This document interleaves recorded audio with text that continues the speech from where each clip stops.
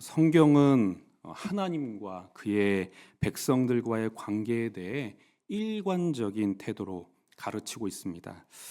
성경에서 주인공은 언제나 하나님이시죠. 하나님은 온 세상을 만드셨고 또 그를 닮은 사람을 만드셨으며 죄인된 그의 백성들을 긍휼히 여기셔서 구원의 은혜를 주시기로 계획하셨습니다. 그리고 아브라함의 후손을 통해 구원의 큰 계획을 세우셨고요. 또 오직 하나님만 바라보며 하나님만 사랑하라고 명하셨습니다. 신명기 말씀에 보면 이런 말씀이 있습니다. 신명기 6장의 말씀인데요. 이스라엘아 들으라, 우리 하나님 여호와는 오직 유일한 여호와시니. 5절은 함께 읽겠습니다. 너는 마음을 다하고 뜻을 다하고 힘을 다하여 내 하나님 여호와를 사랑하라. 아멘. 이스라엘 백성들은 이 사람들을 만드셨으며 자신의 민족을 구원하셨을 뿐만 아니라 지금도 살아계셔서 통치하고 계시는 하나님을 사랑하고 하나님만 섬겨야 했습니다.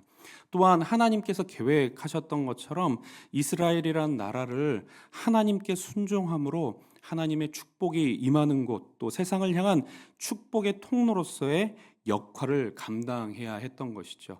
그러니까 이스라엘 백성, 또 이스라엘 백성들이 살아가는 그 나라는 살아계신 하나님을 바라보며 그 하나님을 사랑하는 그런 나라가 또 백성이 되어야 했던 것이죠. 그런데 신약에 와서도 표현은 다르나 같은 관점을 우리에게 가르치고 있습니다. 마태복음 10장 37절에서 39절의 말씀을 보면 이런 말씀이 있습니다. 아버지나 어머니를 나보다 더 사랑하는 자는 내게 합당하지 아니하고 아들이나 딸을 나보다 더 사랑하는 자도 내게 합당하지 아니하며 또 자기 십자가를 지고 나를 따르지 않는 자도 내게 합당하지 아니하니라. 39절은 함께 읽겠습니다. 시작. 자기 목숨을 얻는 자는 잃을 것이요 그를 위하여 자기 목숨을 잃는 자는 얻으리라. 아멘.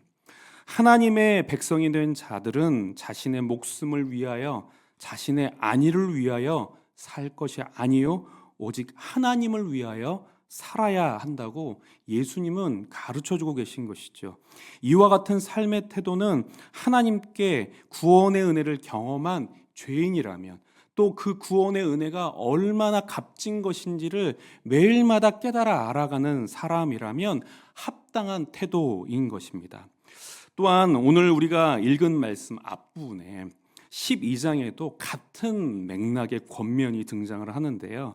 사무엘상 12장 24절에서 25절입니다. 너희는 여호와께서 너희를 위하여 행하신 그 큰 일을 생각하여 오직 그를 경외하며 너희의 마음을 다하여 진실이 섬기라. 만일 너희가 여전히 악을 행하면 너희와 너희 왕이 다 멸망하리라. 인간 왕을 구하여 자신들의 사리사욕을 채우려고 했던 이스라엘 백성에게 살아계신 하나님은 인간 왕을 허락하시죠. 그러나 그들이 원했던 방식이 아닌 여전히 하나님이 왕으로서 이스라엘을 통치하시는 방식으로 왕의 제도를 세우십니다. 그 이유는 무엇이냐? 이것이 바로 하나님과 그의 백성 간의 바른 관계이기 때문이죠.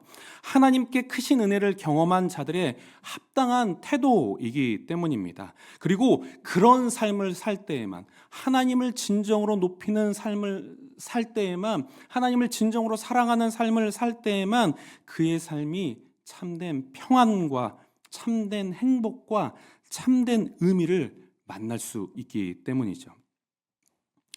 때문에 사울은 이스라엘의 왕이 된 후에 자신이 이스라엘의 진정한 왕이라고 생각하지 말아야 합니다. 자신의 왕권을 지키기 위해 혹은 자신의 왕권을 강화하기 위해 정책을 세우고 어떤 결정을 내리는 것이 아니라 이스라엘의 왕이신 하나님을 나타낼 수 있는 정책과 어떤 결정을 해야 했던 것입니다. 그것이 이스라엘을 구원하신 하나님을 향한 바른 태도인 것이죠. 우리는 하나님의 은혜를 경험한 사람입니다. 하나님의 은혜가 아니었으면 지금 이 자리에 있을 수 없죠. 저도 제 개인적으로 하나님이 저를 만나주시지 않았다면 제 삶이 어떠했을까 곰곰이 생각을 해보면 참 삶이 심심하고 고단하고 괴로웠을 것 같습니다. 어떤 분이 저에게 이런 별명을 지어줬는데요. 투덜이라는 별명을 지어줬습니다. 제가 평소에 이제 불평불만이라기보다는 이제 불평불만이 있긴 한데요. 불평불만이기보다는 무언가 어떻게 하면 더 바른 삶을 살아갈 수 있을까? 혹은 내 주변이 바르게 어떻게 갈 수 있을까? 뭐 이런 고민을 하다 보니까 이런 부분들이 있는데 이제 그 밑에는 제 성격에 예민하고 날카로운 부분들이 제 안에 있기 때문인데요. 아마도 제가 하나님을 제대로 만나지 못했다면 교회를 다니기는 했지만 이 불평과 불만이 가득한 삶을 살지 않았을까. 삶의 의미를 찾지 못한 채 이리저리 방황하지 않았을까. 제 안에 있는 상처와 결핍을 해결하지 못하고 참 괴로워하면서 살아가지 않았을까. 이런 생각을 합니다. 그러나 하나님을 만나고 나서 저는 참 많은 것이 변했습니다. 물론 단번에 변한 것은 아니죠. 여기 계신 분들도 마찬가지시겠지만 조금씩 변화시켜 주셔서 제가 그 이전에는 상상하지도 못하는 훨씬 더 의미 있고 행복하고 평안한 삶을 살고 있는 것이죠. 그런데 하나님께서 우리에게 주신 그 은혜라는 것이 현세에만 있습니까?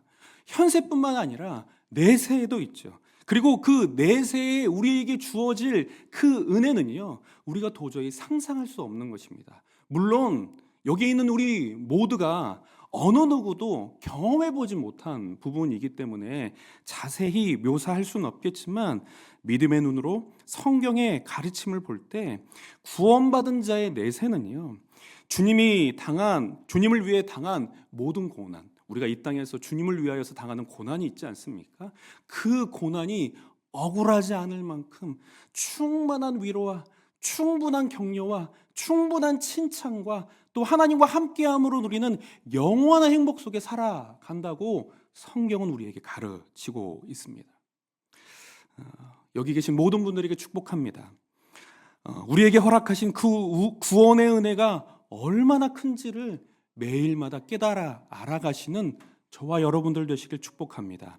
또한 그 은혜에 감사하여 우리에게 허락하신 하나님의 뜻이 무엇인가 매일 생각하며 그 뜻을 이루어 가시는 저와 여러분들 되시길 축복합니다. 오늘 우리가 읽었던 이 본문은 사울이 왕으로 세워진 후에 있었던 이야기입니다. 사울이 왕으로 세워진 후에 사울은 정규군을 창설하려고 했던 것 같습니다. 사울은 이스라엘 사람 3,000명을 택했고요. 그 중에 2,000명은 자기와 함께 믹마스와 베델산에 머물게 하고요. 1,000명은 자신의 아들 요나단과 함께 베냐민 기브아에 있게 했습니다. 그런데 요나단이 갑자기 블레셋을 공격합니다. 블레셋이 뭔가 이렇게 공격을 하는 그런 상황에서, 진격을 해오는 상황에서 요나단이 기습을 한 것이 아니라 요나단이 먼저 이제 이 블레셋을 공격한 것이죠. 그러나 우리가 시각을 조금 더 넓혀 살펴보면 이스라엘은 블레셋과 치러야 할 전쟁이 있었고 또 그 전쟁을 지금 수행하고 있는 것입니다. 이 블레셋이라는 나라는 사실 이스라엘 백성들이 가나안 땅을 정복할 때 싸워서 정복해야 할 그런 나라와 땅이었습니다. 그러나 이 블레셋이라는 나라는 강력한 군사력을 가지고 있었거든요. 그렇기 때문에 감히 이 블레셋에게 이 전쟁을 이렇게 걸지 못했던 것 같습니다. 우리가 읽었던 이 13장 하반절에도 블레셋의 이 강한 군사력에 대한 힌트가 등장을 하는데요. 19절부터 22절의 말씀입니다. 그때 이스라엘 온 땅에 철공이 없었으니 이는 블레셋 사람들이 말하기를 히브리 사람이 칼이나 창을 만들까 두렵다 하였음이라. 온 이스라엘 사람들이 각기 보습이나 삽이나 도끼나 괭이를 벼리려면 블레셋 사람에게로 내려갔는데 곧 그들이 괭이나 삽이나 쇠스랑이나 도끼나 어, 쇠째찍이 무딜 때 그리하였으므로 싸우는 날에 사울과 요나단과 함께한 백성의 손에는 칼이나 창이 없고 오직 사울과 그의 아들 요나단에게만 있었더라. 그러니까 지금 이 블레셋에게는 철기를 주조할 수 있는 기술이 있었으나 지금 현재 이스라엘에게는 철기를 주조할 수 있는 기술이 없었던 것이죠. 그리고 이스라엘에서 철기 무기를 가진 사람들은 오직 사울과 요나단 뿐이었다는 것입니다. 그러니까 이 전쟁과 관련된 기술에 있어서 매우 큰 차이가 있었을 뿐만 아니라 전쟁의 무기에 있어서도 큰 차이가 있었던 것이죠. 그런 이 블레셋은, 막강한 군사력을 가지고 있었던 블레셋은 사사시대 때부터 수도 없이 이스라엘을 괴롭혔습니다. 물론 하나님께 배도하는 이스라엘을 교육시키기 위해 하나님은 블레셋을 매로 사용하셨지만 그들은 그저 사람 손에 들린 나무 막대기는 아니었던 것이죠. 이스라엘과 동일한 사람이었을 뿐만 아니라 악의를 가지고 이스라엘을 공격했던 자들이었던 것입니다. 때문에 하나님은 이스라엘이 하나님 앞에 바로 서는 날이 온다면 그 이스라엘로 하여금 이 블레셋을 쳐부술 계획을 가지고 계셨던 것이죠. 그래서 이 사울이 왕이 되었을 때 하나님께서 그 계획을 가르쳐 주시는데요. 사무엘상 9장 16절의 말씀입니다. 이 16절의 말씀을 우리 다 같이 한번 읽어보도록 하겠습니다. 시작. 내일 이맘때에 내가 베냐민 땅에서 한 사람을 내게로 보내리니 너는 그에게 기름을 부어 내 백성 이스라엘의 지도자로 삼으라. 그가 백성을 블레셋 사람들의 손에서 구원하리라. 내 백성의 부르짖음이 내게 상달되었으므로 내가 그들을 돌보았느니라 하셨더니. 무슨 말입니까? 하나님께서 이스라엘에 왕을 세우실 것인데 그 왕을 세울 때 왕의 주된 기능, 주된 역할이 무엇이라고 말하고 있습니까? 바로 블레셋의 손에서 이스라엘을 구원하는 것. 그러니까 사울이 왕으로서 해야 하는 주된 기능은 바로 블레셋과의 전투인 것이죠. 이 요나단의 공격도 그 일환으로 생각할 수 있는 것입니다. 이 블레셋은 자신들이 공격을 받았다는 소식을 듣고 전쟁을 준비합니다. 이 사무엘서의 기자는 블레셋의 군대 규모를 설명하고 있는데요. 병거가 3만이요, 마병이 6천 명이요, 일반 보병은 해변에 모래같이 많았다라고 성경은 기록하고 있습니다. 아까 우리가 함께 이제 그 앞부분에 이 13장 앞부분에 살펴보면 이스라엘의 군대가 3천 명이었던 것과 비교해 보면 매우 큰 차이였던 것으로 우리가 알 수 있는 것이죠. 이 소식을 듣고 당연히 이스라엘 백성들은 두려워하게 됩니다. 사무엘상 13장 6절과 7절인데요. 이스라엘 사람들이 위급함을 보고 절박하여 굴과 수풀과 바위 틈과 은밀한 곳과 웅덩이에 숨으며 어떤 히브리 사람들은 요단을 건너 각과 길르앗 땅으로 가되 사울은 아직 길갈에 있고 그를 따르는 모든 백성은 떨더라. 그러니까 누구 하나 할 것 없이 도망을 갔든 도망을 가지 않았던 두려워하면서 떨고 있는 상황인 것을 알 수 있습니다. 그도 그럴 것이 아까 말씀드렸던 것처럼 이스라엘의 이 군사들의 인원과 전쟁과 관련된 기술을 비교해 보면 이해할 수 있는 것이죠. 인원에서도 큰 차이가 날 뿐만 아니라 전쟁의 기술에 있어서도 큰 차이가 나고 있는 상황인 것입니다. 꼭 이 탱크를 권총 한 자루로 맞서는 것과 다름이 없는 그런 상황인 것이죠. 이렇게 이스라엘군의 전반적인 상황을 설명을 하던 이 사무엘서의 기자는 갑자기 사울을 주목하기 시작합니다. 사무엘상 13장 8절인데요. 이 8절의 말씀을 함께 읽도록 하겠습니다. 시작. 사울은 사무엘이 정한 기한대로 이래 동안 기다렸으나 사무엘이 길갈로 오지 아니하매 백성이 사울에게서 흩어지는지라.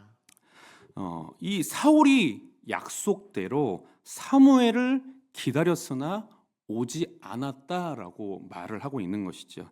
우리가 이 말씀을 이해하기 위해서는 사무엘상 10장 8절을 봐야 합니다. 10장 8절에 이렇게 기록이 되어 있는데요. 너는 나보다 앞서 길갈로 내려가라. 내가 내게로 내려가서 번제와 화목제를 드리리니 내가 내게 가서 내가 행할 것을 가르칠 때까지 7일 동안 기다리라. 이 말씀은 사울이 왕이 되기 전에 사무엘이 사울에게 전한 예언입니다. 그러니까 훗날에 사울 당신이 길갈에 가게 되는 날이 있을 텐데 그 날이 오면 7일을 기다려라. 7일을 기다리면 내가 가서 번제와 화목제를 드릴 것이고 너에게 행할 것을 알려주겠다라고 한 예언인 것입니다. 그래서 사울은 사무엘의 약속에 따라서 7일 동안 기다립니다. 그런데 문제는 무엇이냐? 7일이 지나도 사무엘이 오지 않고 있는 것이죠. 여러분 생각해 보십시오. 사울이 얼마나 곤란했겠습니까? 앞에는 엄청난 규모와 전쟁 능력을 가진 블레셋 군이 있습니다. 그러나 자신의 휘하에 있는 이스라엘 군은 전쟁의 기술도 부족하고 능력도 없고 모인 지 얼마 되지도 않았을 뿐만 아니라 숫자도 턱없이 부족한 것이죠. 그리고 그 사실을 이스라엘 백성들도 너무나 잘 알고 있어서 조금씩 도망가고 있는 그런 상황입니다. 이 상황에서 사울이 기대할 수 있는 것은 오직 하나님 혹은 하나님께서 보내신 사무엘밖에 없었던 것이죠. 제가 사울이었다면 정말 사무엘을 간절히 기다렸을 것입니다. 왜냐하면 아무리 생각을 해봐도 인간의 지혜와 능력으로는 이 상황을 극복할 수 없기 때문인 것이죠. 그런데 무슨 일이 벌어지느냐? 사무엘이 오지 않고 있는 것입니다. 약속한 1회가 지났음에도 불구하고 오지 않고 있는 것이죠. 그래서 이스라엘의 왕인 사울은 어떤 행동을 하게 됩니까? 사무엘상 13장 9절입니다. 함께 읽겠습니다. 사울이 이르되 번제와 화목제물을 이리 가져오라 하여 번제를 드렸더니 사울을 더 이상 기다리지 않고 사울이 제사를 드리는 것이죠. 그리고 야속하게도 사무엘은 제사가 마치자마자 도착했습니다. 그리고 사울은 사무엘에게 이렇게 말을 합니다. 11절 12절인데요. 사무엘이 이르되 왕이 행하신 것이 무엇이냐 하니 사울이 이르되 백성은 내게서 흩어지고 당신은 정한 날에 오지 아니하고 블레셋 사람은 믹마스에 모였음을 내가 보았으므로 이제 내가 이르기를 블레셋 사람들이 나를 치러 길갈로 오겠거늘 내가 여호와께 은혜를 간구하지 못하였다 하고 부득이하여 번제를 드렸나이다 아니라. 그리고 이와 같은 사울의 행동은 매우 잘못된 행동이었던 것 같습니다. 사무엘은 사울에게 이렇게 말하죠. 13절과 14절입니다. 사무엘이 사울에게 이르되 왕이 망령되이 행하였도다. 왕이 왕의 하나님 여호와께서 왕에게 내리신 명령을 지키지 아니하였도다. 그리하였더라면 여호와께서 이스라엘 위에 왕의 나라를 영원히 세우셨을 것이거늘. 14절을 함께 읽겠습니다. 시작. 지금은 왕의 나라가 길지 못할 것이라. 여호와께서 왕에게 명령하신 바를 왕이 지키지 아니하였으므로 여호와께서 그의 마음에 맞는 사람을 구하여 여호와께서 그를 그의 백성의 지도자로 삼으셨느니라 하고. 사울은 이렇게 말하죠. 당신이 망령되이 행하였습니다. 하나님께서 왕에게 내리신 명령을 지키지 않았습니다. 그렇기 때문에 당신이 이스라엘의 왕으로서 다스릴 날이 길지 않을 것입니다. 도대체 사울이 무엇을 잘못했길래 이와 같은 징계를 받은 것인가? 왜 이와 같은 징계를 받았을까요? 이것을 알기 위해서는 왕과 선지자의 관계에 대해서 우리가 생각해 볼 필요가 있습니다. 먼저 이 이스라엘에는 하나님께서 세우시는 중요한 직임 세 가지가 있습니다. 바로 왕과 선지자와 제사장이죠. 왕은 하나님을 대신해서 나라를 잘 다스리고 전쟁을 진두지휘하는 역할을 가지고 있었고요. 또 선지자는 하나님의 말씀을 백성들에게 가르치는 역할을 합니다. 또 마지막으로 제사장은 제사를 통해 하나님과 이스라엘 백성을 화해시키는 역할을 감당하는데요. 이 직임은 최초의 모세로부터 시작을 합니다. 이미지를 한번 보여주시겠습니까?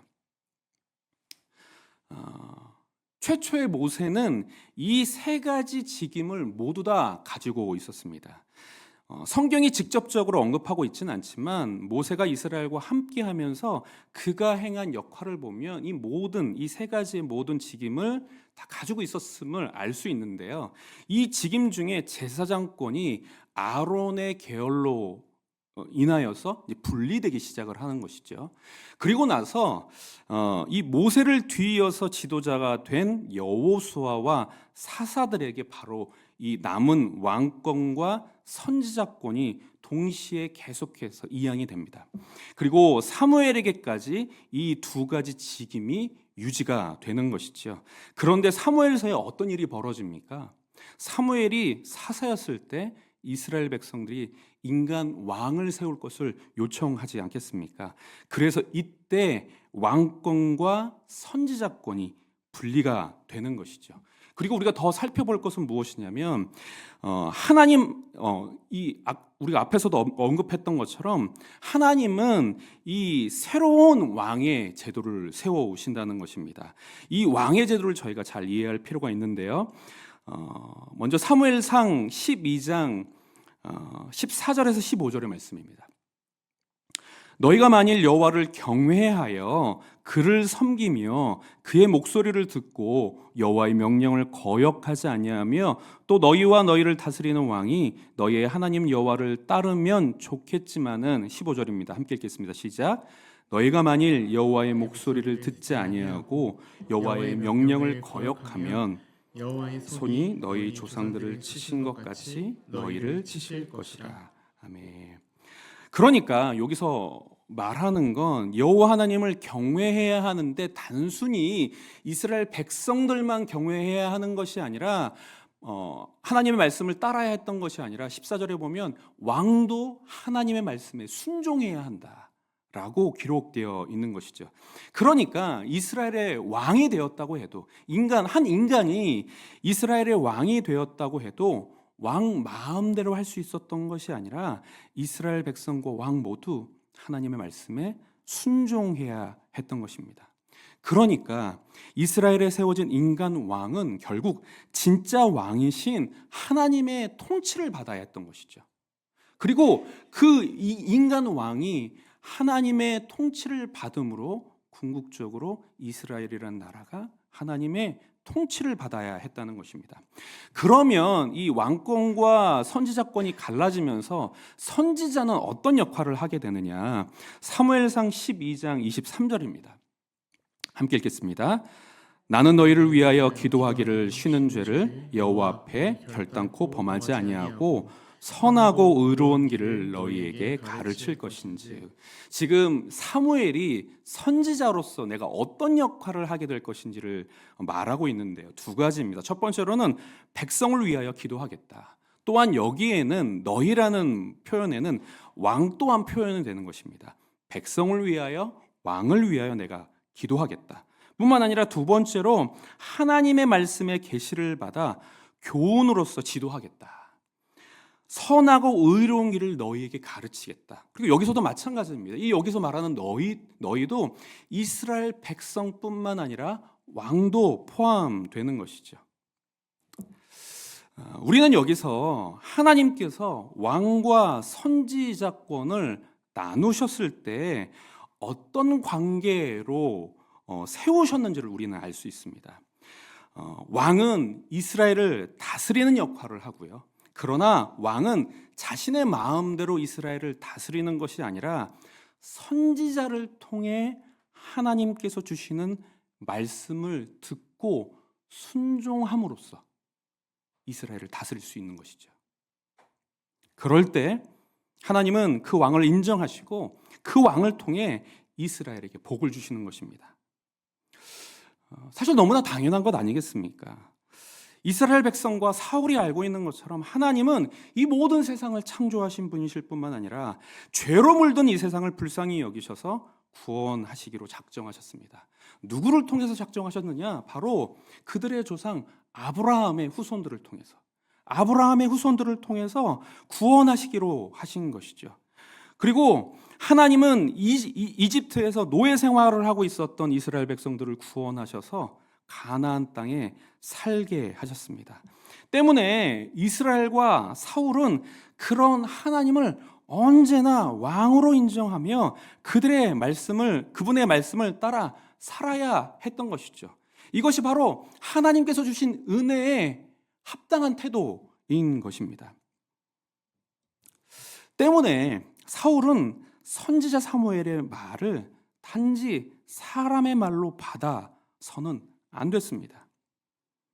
물론 제사장이 아닌 사울이 제사를 드리는 것도 문제가 되고 또 하나님께서 세우신 질서를 깨트린 것도 문제가 되지만 더 큰 문제는 사울이 선지자 사무엘을 통해 선포된 하나님의 말씀에 순종하지 않았던 것이죠. 이것은 단지 연약한 죄성으로 인해서 율법 조항 하나를 어긴 것이 아닙니다. 이스라엘의 왕이신 하나님의 지혜와 능력과 그분의 계획과 의도를 신뢰하지 않고 사울 스스로 이스라엘의 왕이 되었던 순간인 것이죠.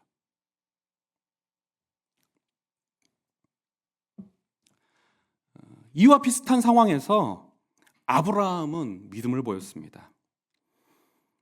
하나님은 인신제사라는 세상의 방식으로 아브라함을 시험하시지 않습니까? 그러나 아브라함은 그 시험에 어떻게 반응합니까? 아브라함은 생명을 주관하시는 하나님이심을 믿고 죽어도 다시 살아날 것을 믿음으로 자신의 아들 이삭의 가슴에 칼을 있는 힘껏 내리꽂지 않습니까? 물론 하나님은 이삭과 아브라함을 지켜주시죠. 하나님은 그 사건을 통해서, 그 시험을 통해서 무엇을 확인하시는가? 바로 아브라함이 하나님을 어떻게 생각하고 있는지, 아브라함이 하나님을 어떻게 믿고 있는지를 확인하셨던 것이죠. 그러나 사울은 달랐습니다. 사울은 자신이 처한 상황이 극으로 치닫자, 자신이 이해할 수 없는 상황이 찾아오자 분명히 이래가 되기 전에 사무엘이 온다고 했는데 오지 않자 이 사울은 이 하나님의 말씀에 순종해야 했지만 그 말씀이 잘못됐다고 생각하고 스스로 판단하고 행동한 것이죠.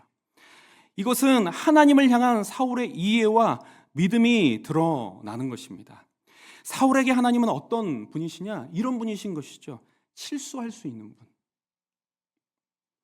때를 늦으시는 분, 한계가 있으실 수 있는 분, 그래서 나의 도움, 사람의 도움이 어느 정도 필요한 분으로 사울은 이해하고 생각하고 있는 것입니다. 여러분 기억하십시오. 우리가 만나는 인생의 어려움과 시험과 문제 등은 우리 내면에 있는 진짜 생각을 드러냅니다. 하나님을 향한 우리의 믿음의 실체를 드러내는 것이죠. 내가 하나님을 진정으로 나의 왕으로 생각하는지, 내 인생의 목표가 정말 하나님을 위한 삶인지, 아니면 결국 나의 안위와 행복과 만족을 위해 하나님을 이용하고 있는지, 혹은 하나님께서 가르쳐 주시는 삶보다 내가 생각하는 삶이 더 행복하고 의미 있다고 생각하고 있는지, 하나님보다 내가 더 지혜 있다고 생각하는지 확인할 수 있는 것이죠. 언제요? 내 인생의 어려움과 시험과 문제들을 만날 때, 또 그 문제들이 극으로 치달을 때 내 마음속에 있는 진짜 믿음이 드러나는 것이죠. 오늘 이 시간 성령 하나님께서 우리의 마음을 보게 하시기를 축복합니다. 지금 우리가 인생의 문제를 만나고 있지 않더라도 성령 하나님은 오늘 이 시간 말씀을 통해 우리의 내면을 보게 하실 수 있습니다. 내 마음에 어떤 믿음이 있는지, 하나님을 향하여 어떤 믿음을 가지고 있는지, 그리고 그 믿음을 확인하셨다면 여러분의 마음을 성경에 정렬시키시기를 축복합니다. 우리는 하나님을 경외하면서 살아가야 하는 사람들입니다. 하나님만 사랑하며 살아가야 하는 사람입니다. 왕이신 하나님을 온전히 신뢰하며 그분의 계획에 따라 우리의 삶을 아무런 생각하지 않고 그분의 계획 안에 우리의 삶을 던져야 하는 것이 우리의 바른 삶의 태도인 줄 믿습니다. 오늘 이 사울의 이야기를 통해 반면교사를 삼으시고 주님 안에서 아브라함같이 바른 믿음으로 살아가시는 저와 여러분들 되시길 축복합니다.